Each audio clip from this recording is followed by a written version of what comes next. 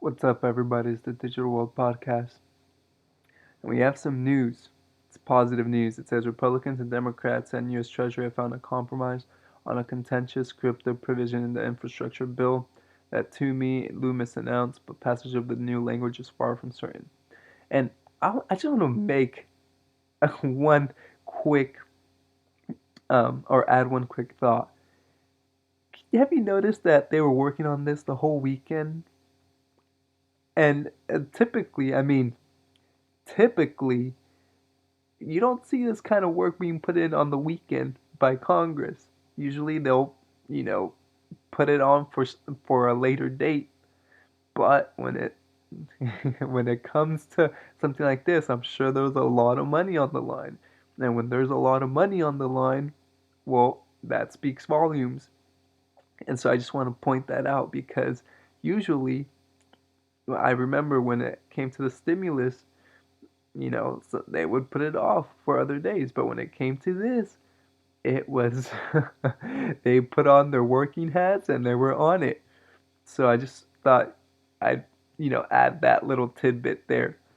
But if anything, there's a lot of division that's happening. There's a lot of corruption also, where, sometimes you just got to follow the money trail.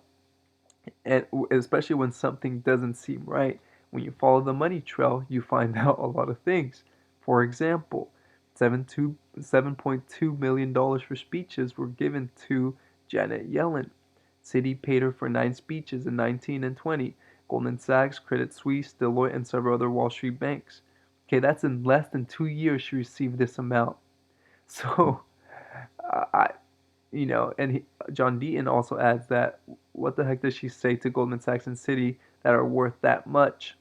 But she gives back, he says, and Rob Licker said Janet Yellen behind the push to cripple American DeFi, and so there's a lot of corruption that is happening within, and it's evident. You see it because we saw that um, there was an amendment that was proposed that would only support proof of work and proof of stake, and it didn't include language for any other other mechanisms.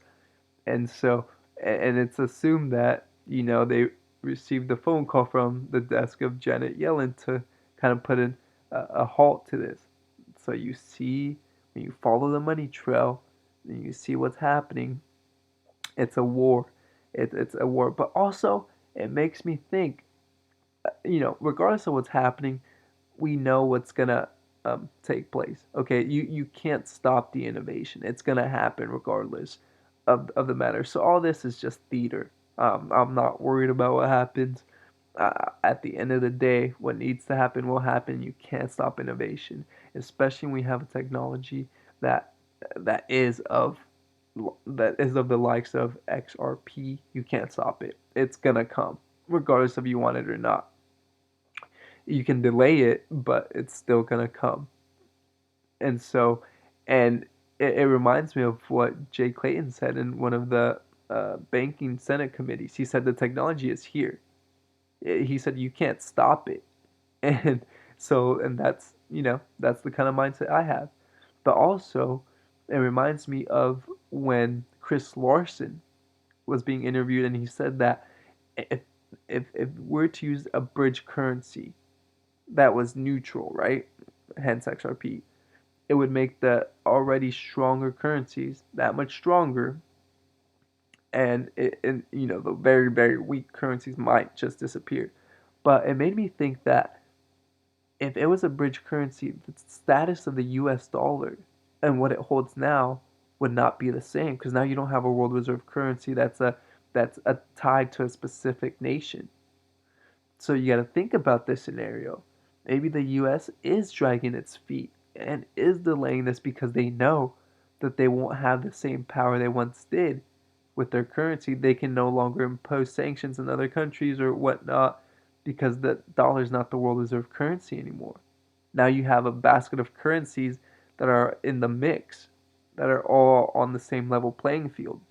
So you got to think about that, and maybe there's a reason why the U.S. is dragging because they don't want to relinquish that power they have now. Now that's just a speculative thought that I have, but it's worth entertaining because a lot of people are saying, "Oh, the U.S. is dragging its feet on innovation and they're trying to hinder it," but maybe there's a reason why, and that'd be a very plausible reason. Moving on, we have here that John Dean again commenting on the fact that Ted Cruz posted that the Senate's going to inflict billions of dollars of damage on the growing and exciting crypto industry and drive much of it overseas. And he says there aren't five senators who understand much of anything about crypto. Okay, and so it goes to show if they don't understand anything and they're voting on something like this, maybe they're ignorant or maybe they're being paid off for it. Okay, there's a lot of division and corruption that's happening, and it's being revealed in this matter. And this is something I was talking about yesterday from Michael Arrington. He said, "I love how senators just have to say, let's f this random stuff up, and then all the people in that industry pour money into their coffers to convince them not to. It's a direct analogy to nice store you have here. What a shame if something bad were to happen to it." Okay, and so this is he nails it here, where these senators, if you have money, money talks. Okay, and so this is exactly what's happening. Moving on, here was this is an example of one of the senators that tried to stop or put in an amendment that would not have been a good thing. And listen, this guy is in it for the money. I mean, listen to what he says in this short clip. I usually agree with my friend from Louisiana, but I think we may be on top of something that is transformational, and I don't think you can separate the underlying distributed ledger or blockchain from some of these crypto assets. And if we had the same rate of increase that the next 2 years that we've had the last couple of years, we're talking now a couple $100 billion, we'd be at north of $20 trillion caught up in this area by 2020. And I think I remember back, I was lucky enough to get in the cell phone business back in the early 80s, and everybody thought it was going to be a small business, and they were wrong, and I got rich. I think we're looking at the same kind of transformation about to take place, and we are going to have to wrap our arms around it. We've talked about some of the consumer protection issues, but we've got money laundering issues. We've got cybersecurity issues. A third of the Bitcoin exchanges have been cyber hacked between 2009 and 2015. I'm not exactly sure what the right regime ought to be, but I would argue that, well, I commend the Treasury Secretary for putting a working group together, but I would argue this is the reason we created FSOC in the first place, that this rises potentially to the level of a systemically relevant event. And I'd just be curious whether you believe, and I commend what both of you are trying to do, but whether this ought to elevate to an FSOC level analysis. So, sir, I had the same question you had, which is there's a big rise here. If it does keep going, is this a systemic issue? Which is one of the reasons we brought it up at FSOC, talked about it at FSOC. I again commend the Treasury Secretary for forming the working group. I want to go back to separating ICOs. Okay, so FSOC is very important, and there's been many YouTubers that have been talking about that and whether this industry is systemically important. Okay, so again, Mark Warner, he talks in the beginning. He notes the fact that says if we keep on the same trajectory, this industry would be north of $20 trillion.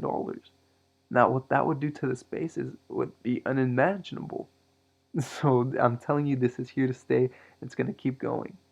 And so, and they believe in it. And he made a lot of money off the phone business early on. So he knows where the money trail is. Okay? And regardless of all the negativity, it's to drive out the retail investors so they're not in this to scare them out. But if you know what you hold and you know what you own, then hodl strong, baby. And here's Senator Cynthia Lummis talking about the future is in digital assets. And I do believe this. This is the future. This is where the money is made.